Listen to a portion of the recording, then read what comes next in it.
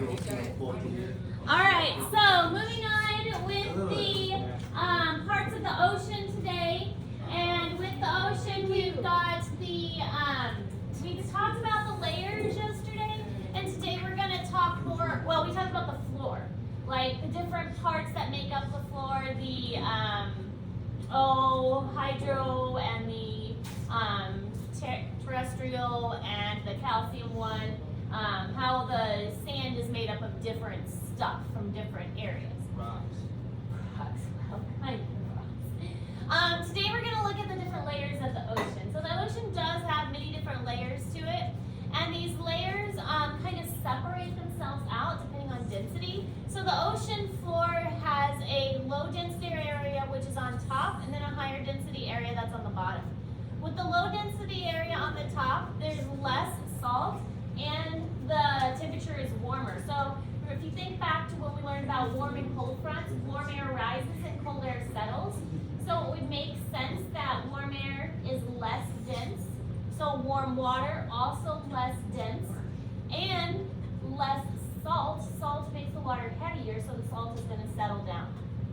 So the water on top of the ocean is not as salty, and it's a lot warmer. And then the higher density, colder, saltier water is further down.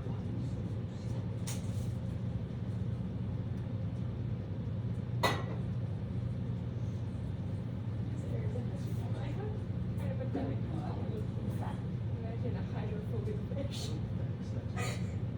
Scared of the water. I don't think things get scared of things like that. I'm just saying, imagine it. That fish would be a very You like us being afraid of air. That fish would be for a very bad time. So are you a rower? So question. I saw that on TikTok. He was on.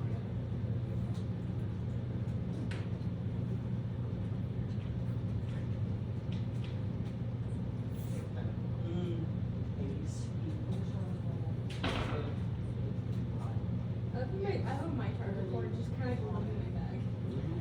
It looks in my bag right now. Must be air eventually. I'm not gonna say I'm not one that.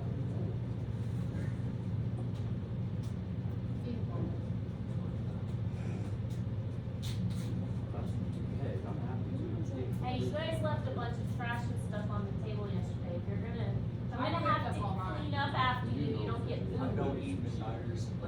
There was a water bottle, there was a wrapper, and there was the top of a jerky, like the Kentucky rip-off. That would have been sold by you. This man opened it. Just make sure that you pick up. Yeah, just both of those items I use. I am a mom, but I'm not your mom, and I don't even like picking up after my own kids. My mom looks so late on the world. I haven't seen her in like 7 months. All right, so these are the different parts that are of the ocean. When you look at the ocean, it has 5 main layers: epiplegic, mesoplegic, bathyplegic, abyssoplegic, and hadoplegic. So 5 layers that the ocean can be divided into, starting at the top and then going to the bottom. So epiplegic is the top, hadoplegic is the bottom. Just trying to develop. The He's first phase was getting like ready to pick my nose. It will not work. Look it up on YouTube sometime. It's about like cartoon movie, but it's like messed up. It's not like messed up. It's like, I'm gonna paper clip all these together. I would staple it if I were to add more notes. They don't want to like. yeah, let me play a video. Look at this. This is what they do. The fucking Like I was in the and then just like a crack. I have to do this. Like she's not gonna wait for dad to get home. Look, it's this. Yeah, that's so funny. It's sausage fingers. You know where your glasses? They're broken. You're very squinty. Yeah. Move forward. That's every episode. Yeah. I should have glasses, but my dad put them in storage and it's right there.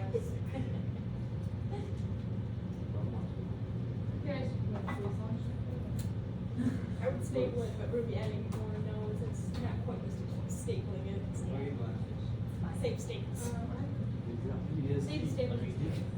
Alright, so the epipelagic zone, or the upper ocean, is the warmest and has sunlight that goes through it. So because it has sunlight, sometimes it's gonna have creatures or little plants that can photosynthesize. Typically reaches down to about 200 meters. So the fact that the sunlight can go that far into the water is pretty impressive. There is a lot more stuff going on in those upper levels because we do have access to sunlight, which means access to the food chain.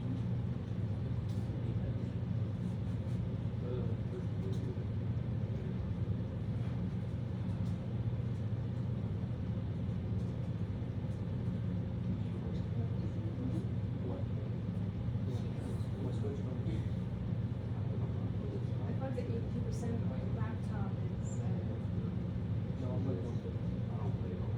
49, so I can have one that is not really low. It's actually me, is garbage. With you, it's going forward. Hey, well, My goal right now. My goal is To technology, it's a problem. It's a real freaking problem. Alright, so the mesopelagic zone. This is the middle, meso for middle. The temperature and sunlight falls sharply, so it gets a lot colder and it gets a lot darker. There's not as much sunlight able to get this far.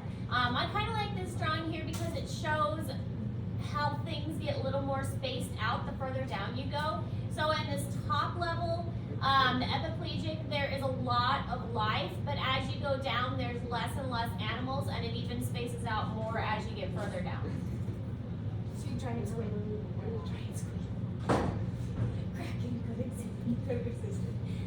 So the sunlight is limited and it fades away by the end of the zone, which is around 100 meters down. Remember the first one went to about 200 meters. And a meter is about how many feet? Yeah. So, oh yeah, I meant 1,000, sorry. The meter's like 3 feet, right? A meter is close to 3 feet. So we're talking about 3,000 feet or so. That's a lot. It is a lot.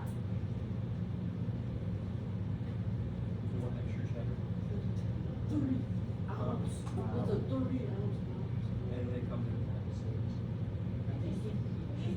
Wait, so it's 6 of those boxes? Is that 6 of those boxes? Alright, so the bathypelagic zone is the lower open ocean. Sunlight is never going to reach here. There is no way that the sun rays can go that far down. Water is just a few degrees above freezing, so it's really, really cold. And the animals that live here have to be used to dark environments, have to be used to lots of pressure, and also has to be used to the very cold temperatures. So they have developed ways to adapt. Water density is constant and high, so that does mean there is a lot of pressure. Largest ecosystem on Earth, meaning that even though there might not be a lot of animals that live here, it is the largest amount of space. So, I mean, obviously the rainforest is the most abundant place on Earth, but rainforests are found in small spaces. This doesn't have a lot of animals, but it's a very, very large portion of the ocean. Down to 4,000 meters. So what is that? 1,200 Can I go to the feet? bathroom, please? 12,000 feet? Yes, that's fine. 12,000. Sometimes I have a hard time just comprehending like the size and how deep the ocean actually is. And then, well, when we were doing, when I was working on our space unit and it was giving like spatial measurements and stuff, I'm like, this is just crazy. I mean, it's just hard to wrap your head around the expansiveness of it. See the color differences? Mm-hmm. No color down black. Animals don't need to have color because they can't see each other. What are why do the animals above have to use each other? Because they're access to each other? That's part of it. So, the coloration on a lot of animals if you're looking down, it camouflages, but also if you're looking up, it camouflages. But also the coloration of the animals at the top, it could be for breeding purposes, could be warning coloration, could be camouflage, so a lot of different reasons. But when you're down in the dark, you don't need that, and that's also why a lot of animals that live in caves are completely colorless. Why do they need color? And also they're completely blind most of the time. Yeah. Actually, the English fish and the other one there, they use lights for pointing. It's not even real light, it's bacteria that produces a luminescent glow. And the bacteria live in their little hingy bulgy thing. Still, they use it for hunting. More it's that they attract the food to come to them. So food sees the light and the food gets drawn to it. Indirect hunting. Indirectly. It's a Lure. method. It's a method. Yeah.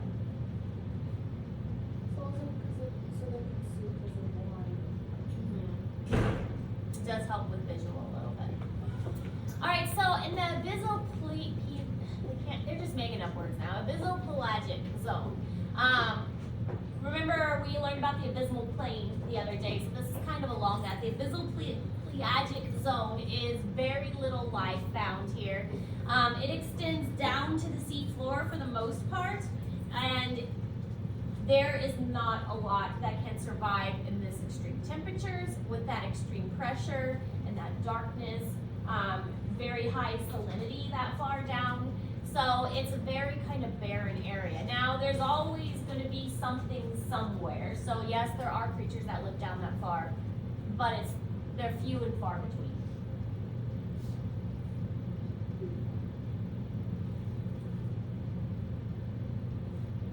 They just feed off the dead things that are at the bottom of the ocean. A lot of times it's, yeah, you're going to eat all the dead stuff. So that's kind of bullshit area. Pretty much. They're vultures. Yeah. They're sea Just remember. Sea vultures. That's not what you put it. That's a new term. Sea vultures. I mean, is it wrong though? Not entirely wrong, though. But you kind of curse. It's correct.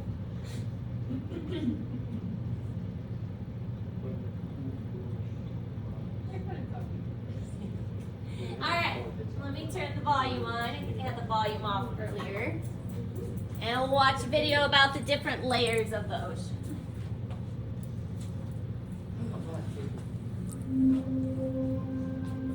These aren't Christmas lights. This isn't a mutant lobster. And this fearsome looking creature is not something you'd ever find at the end of your fishing hook. These are some of the rarely seen sea creatures found deep in the ocean in a world of total darkness. Using ultra-sophisticated photographic and sampling techniques, scientists working for the Census of Marine Life have inventoried an astonishing diversity of life beyond the ocean's photic zone, the part of the ocean that's too deep for light to seep through. The Census of Marine Life is a 10-year-long international research program aimed at cataloging the diversity and distribution of marine life. Over 2,000 scientists from 82 countries are participating in the effort. 5 of the census's 14 field projects plumb the ocean depths beyond the photic zone. The results have been astonishing. Thus far, over 5,700 species have been identified, thriving in a world that has never known light. They're a diverse assortment of creatures, exotic cousins to species that live closer to the ocean's surface, such as crabs, shrimp, worms, and jellyfish.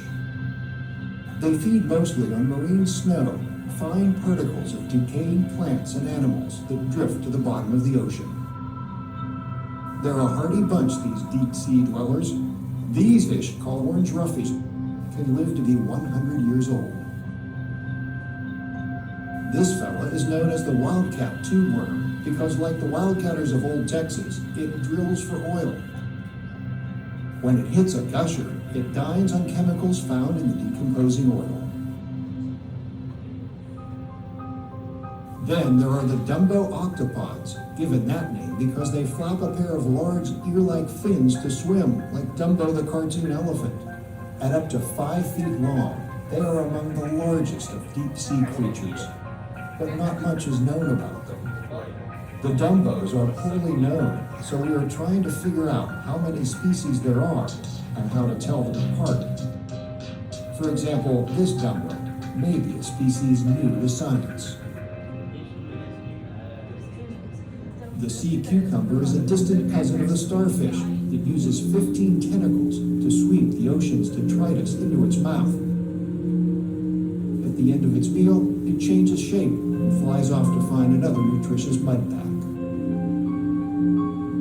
By the time the Census of Marine Life wraps up its mission next fall, the 5 deep-sea projects will have embarked on more than 200 expeditions. The results of the census will be announced in London next October. Not sure when this was made, but I bet the census has already been completed. So it says next October. I'm sure we could probably find when the census was. All right. So the very last and the deepest zone is called the Hadopelagic zone. The Hadopelagic zone is the deepest, and it's usually in the trenches. So there you can see in the drawing that there are parts of the ocean that extend further down, those deep trenches, and they are kind of, I don't want to say anomalies, but they're not super common, and so that's why they get kind of their own zone. Mariana Trench, we've all heard of that one, and that is the deepest place on Earth, which is 36,000 feet or almost 7 miles down. Actually, the deepest part of Earth is the corner, but Well, this is true. Deepest part. Deepest part that we have not drilled down, that is naturally. How about that? Can I use the restroom? can you? Are you capable of peeing? If I can make it. Does it You're burn? walking better, stay. I want that. So the hydropelagic zone is in the trench area.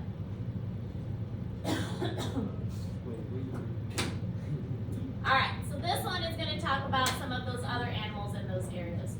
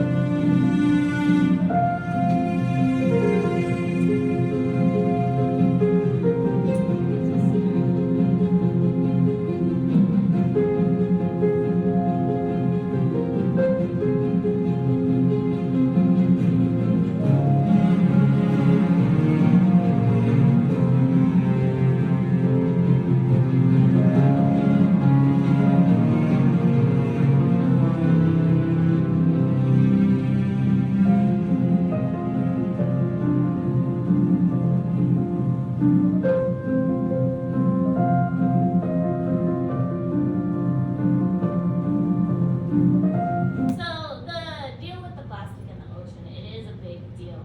There is a floating plastic island in the middle of the ocean, and it's because the way the currents have all come together, it has brought all of this plastic into this one area, and the plastic is several feet deep, and it's just kind of all collected and it can't get out. Yeah, It's they have a trapped. video of dude walking on it. Yeah, because it's so dense and so compacted the way the currents They are. found a McDonald's cup at the bottom of the American Trench. That's pretty impressive. Because then you imagine pressure involved with the trench. The fact that some of these things are still kind of intact down there is pretty impressive. But at the same time, they don't decay. Well, when you think of how something decays, it's bacteria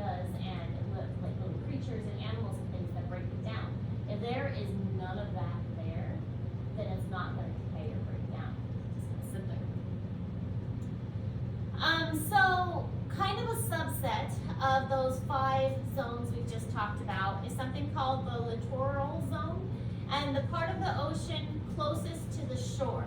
And this is kind of like the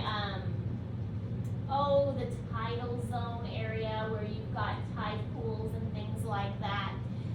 It's not quite ocean, but it's not quite land. It's where the two meet and they intermix. So it is considered part of like the epiplegic, but it's got enough differences that it's kind of like a subset.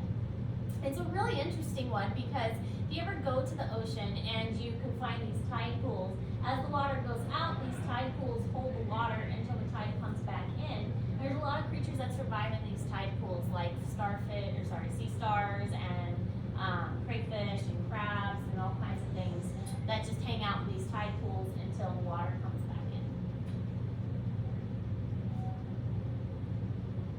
So within this littoral zone, there's the supra or spray zone, the intertidal, and the sublittoral.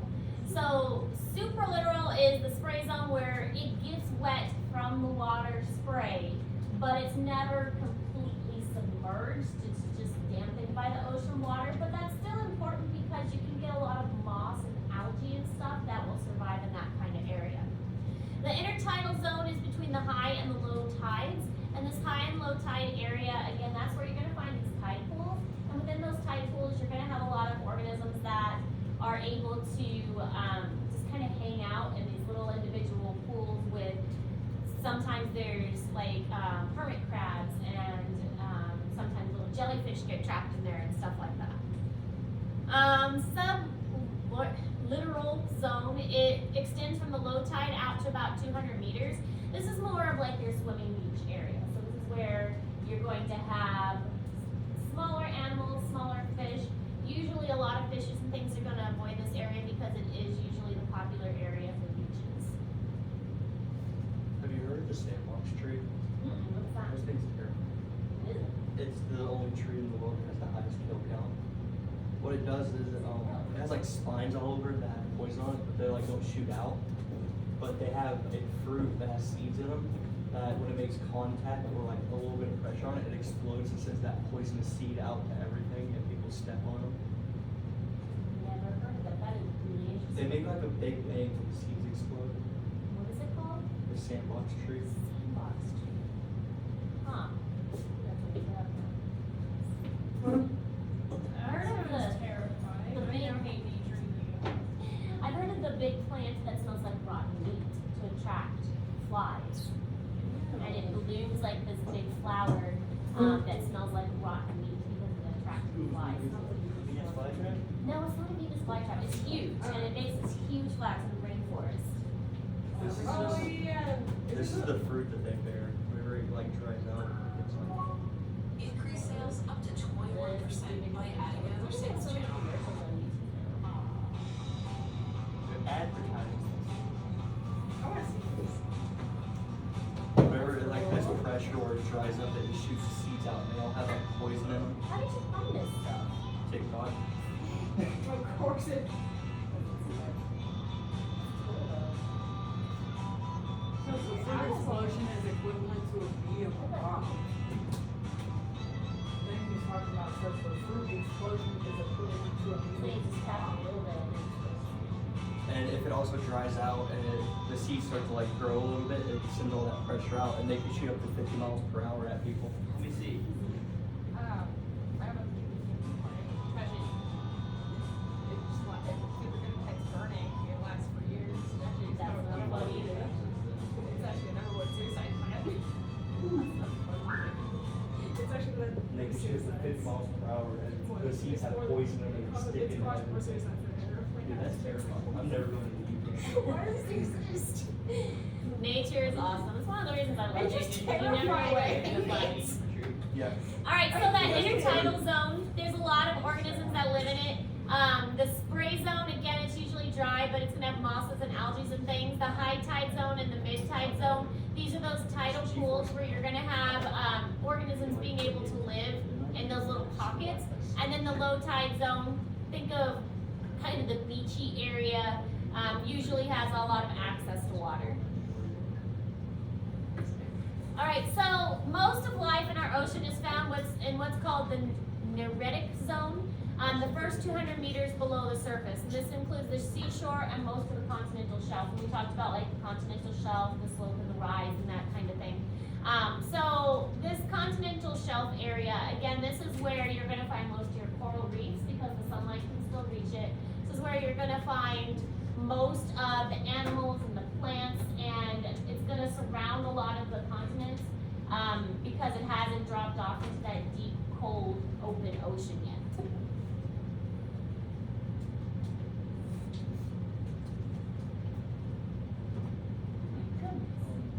Or just pop in their necks and you're involved. I don't need my hands to pop mine. I popped mine this morning, it won't pop. I pop mine like 4 days. It'll pop. I'm probably gonna be arthritis. It'll pop down. probably after a fifth hour. Jeez. It's And funny it that pops you like, can predict that. it pops like 5 times every like, I'll do it this way and it'll pop like 5 times and then that way and then it'll pop like. The first time I talked to Kayla when I was walking the fire, I popped my neck and she still was nasty.